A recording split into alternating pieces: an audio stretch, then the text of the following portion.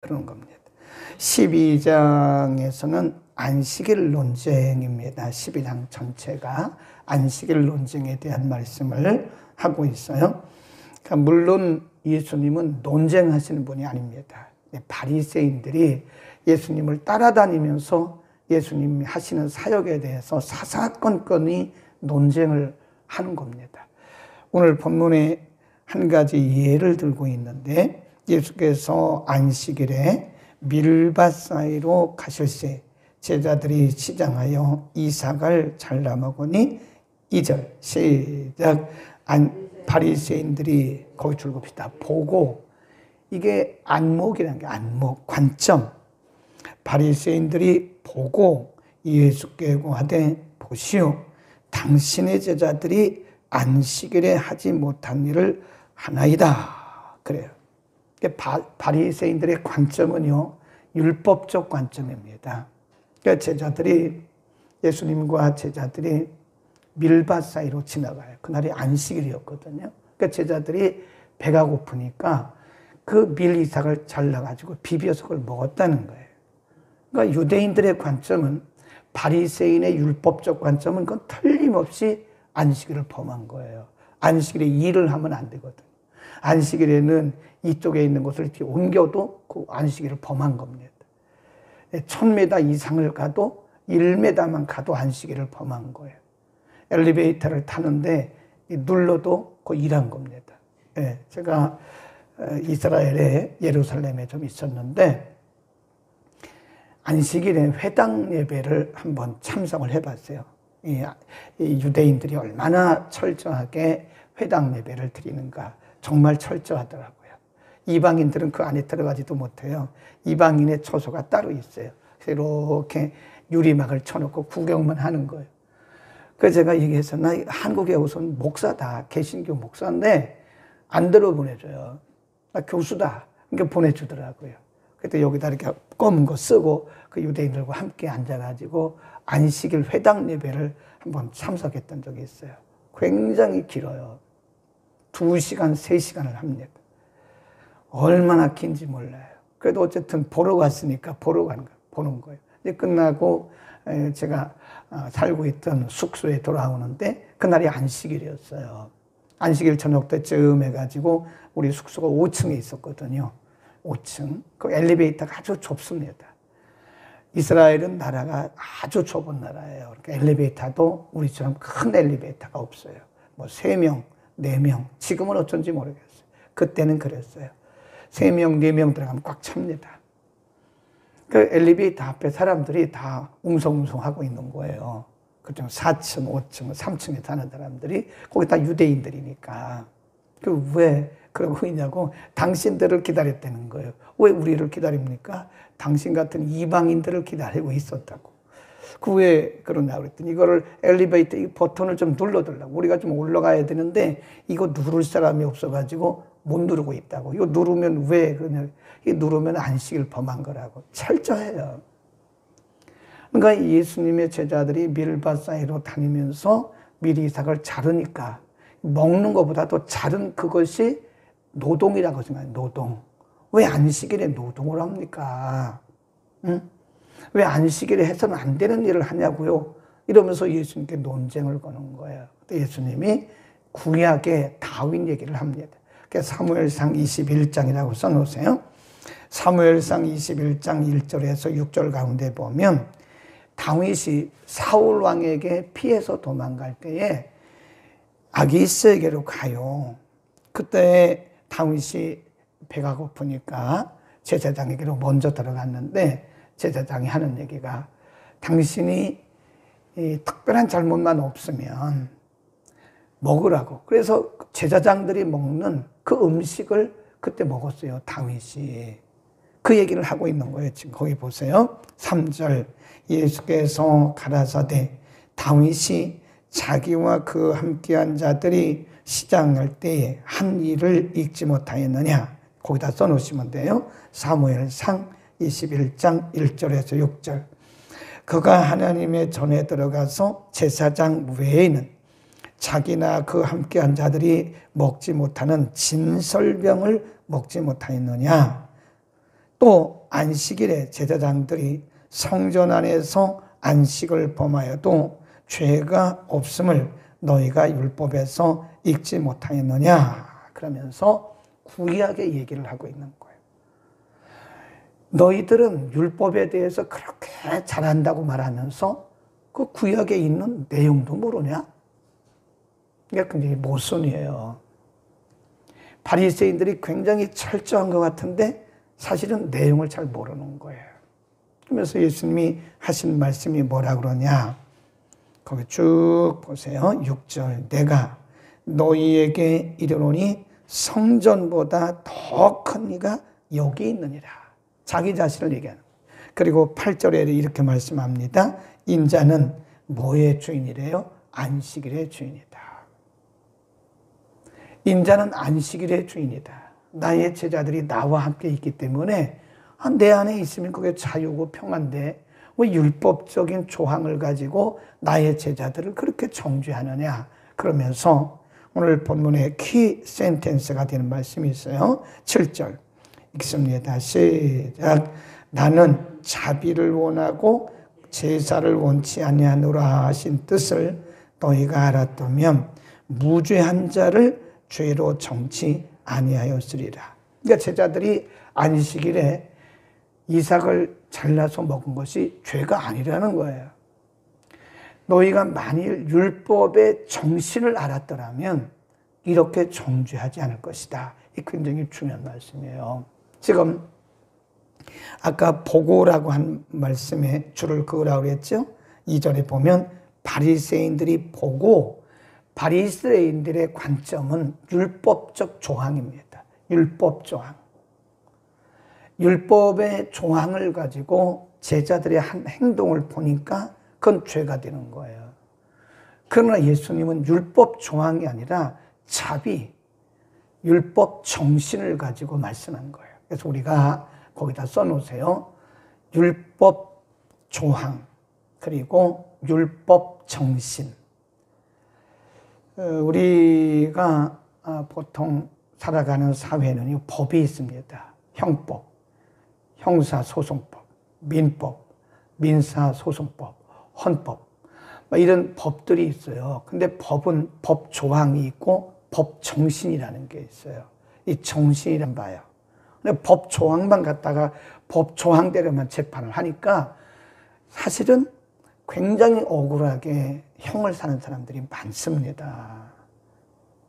저 사람이 왜 저런 죄를 범했을까라는 것을 인간적인 관점에서 좀 봐야 되는데, 법 정신에서 봐야 되는데, 법은 사람들을 가두려고 있는 게 아니에요. 범죄를 막으려고 있는 거죠. 그렇죠?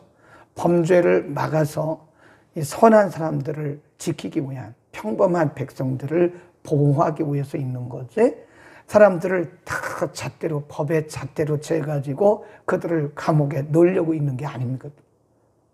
율법도 마찬가지예요. 하나님의 말씀도 마찬가지입니다. 하나님의 말씀도 율법도 조항이 있고 정신이 있는 거예요. 근데 바리새인들은 뭐만 가지고 따지는 거예요? 조항. 율법의 조항에 안식일에 일하지 말라고 그랬다. 예수님은 말씀하시기를 그게 아니다.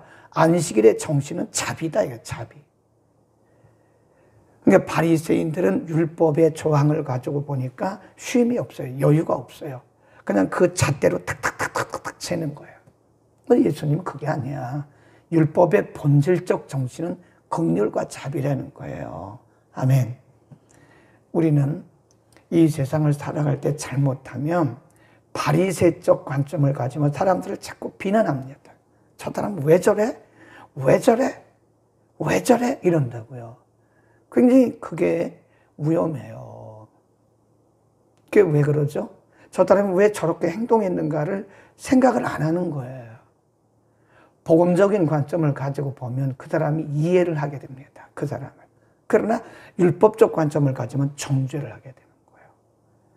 사람은 정죄를 받으면 받을수록 죄책감에 빠지고요. 점점점 자신감을 잃습니다. 우리가 한 사람 한 사람 이렇게 정죄해 보세요. 당신은 이게 잘못됐어요. 당신은 이게 잘못됐어요. 당신은 이게 잘못됐어요. 왜 그렇게 하세요?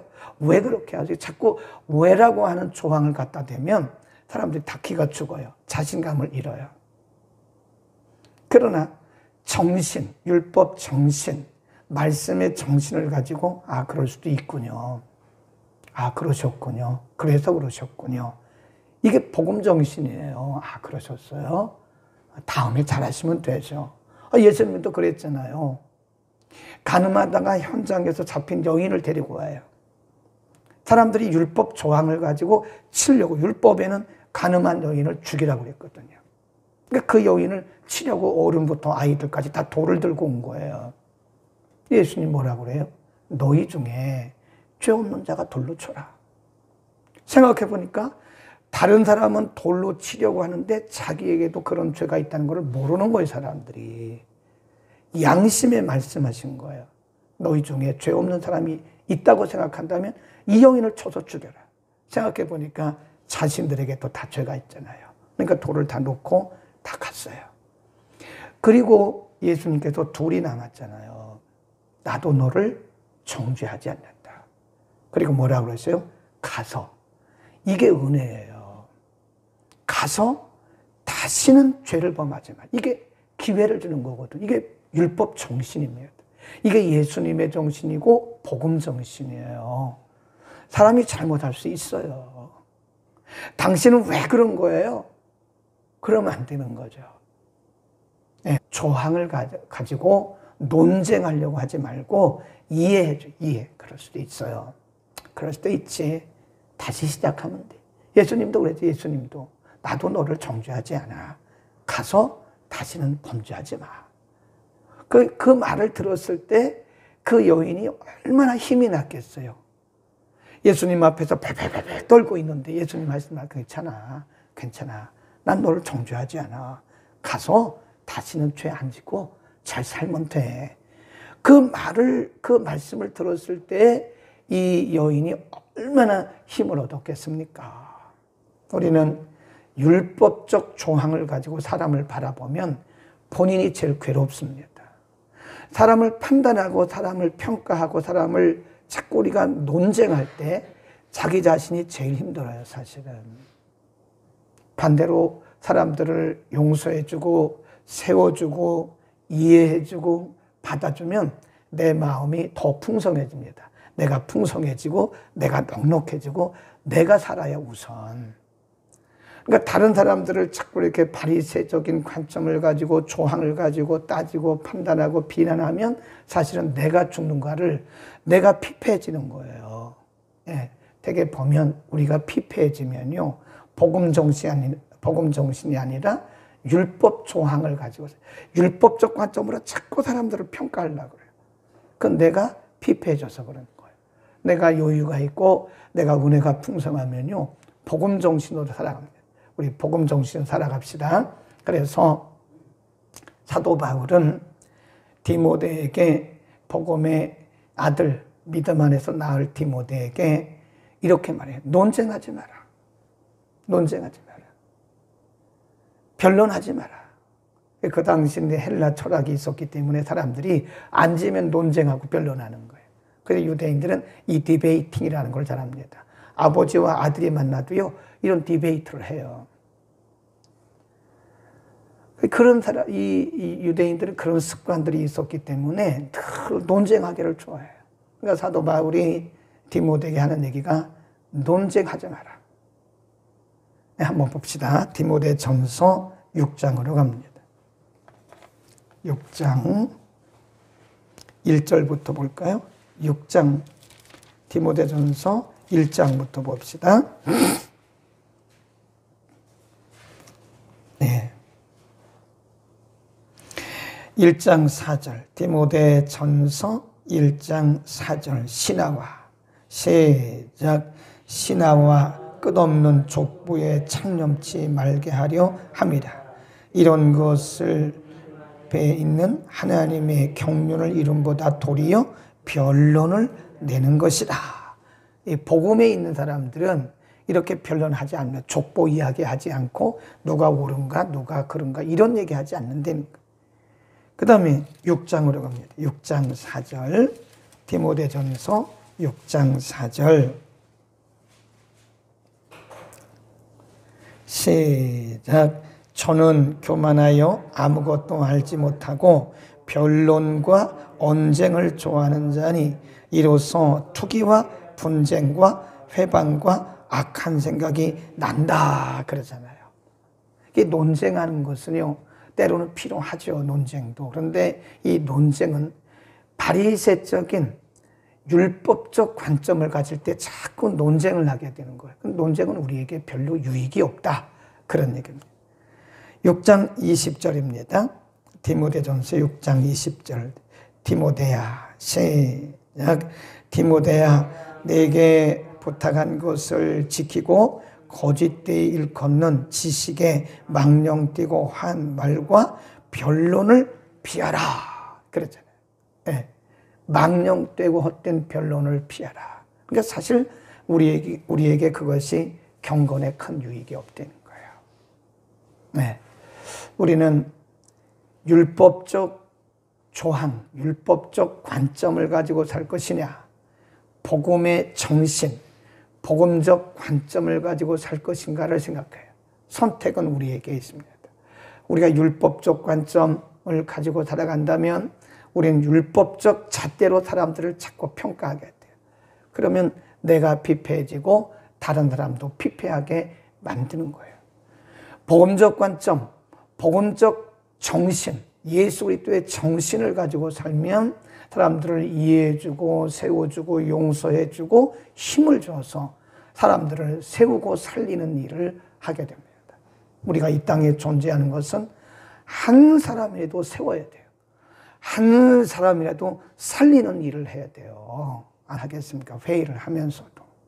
그러니까 우리는 예수님의 마음을 가지고 복음적 정신을 가지고 예수님의 관점으로 바라보면 나도 편해지고 나도 여유가 있고 다른 사람도 편하게 해주는 거예요. 우리가 사람을 만나보면요, 사람을 불편하게 하는 사람이 있고 편하게 하는 사람이 있어요. 그죠?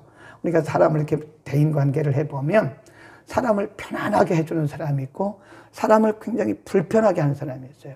그 사람 만나고 나면 생각이 많아져요. 그거 희한하더라고요. 왜 그런지 모르겠어요. 그 사람을 만나서 대화를 하면 편한 게 아니라 생각이 많아져요. 왜 그렇죠? 사람을 편안하게 해주는 게 아닌 거예요.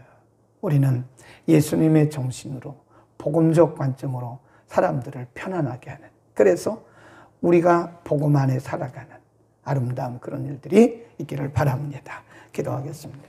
거룩하신 아버지, 오늘 예수님의 제자들을 율법적 관점과 율법적 조항을 가지고 비난하고 예수님께 변론했던 바리새인들의 자세와 예수님은 도리어 제자들의 편을 들어주면서 내가 안식일의 주인이라고 말씀하고 율법의 정신은 자비와 긍휼이라고 말씀해 주셨습니다.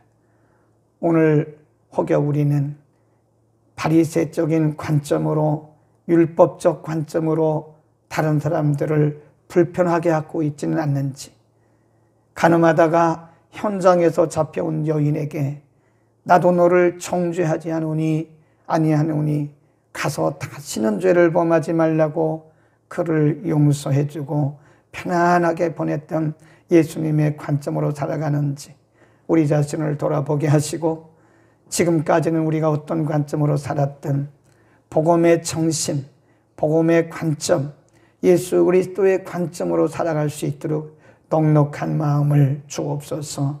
우리가 먼저 말씀과 성령으로 충만하고 예수 그리스도와 복음으로 충만해질 때 우리도 그렇게 넓은 마음으로 예수님 정신으로 복음 정신으로 살 수가 있음을 압니다.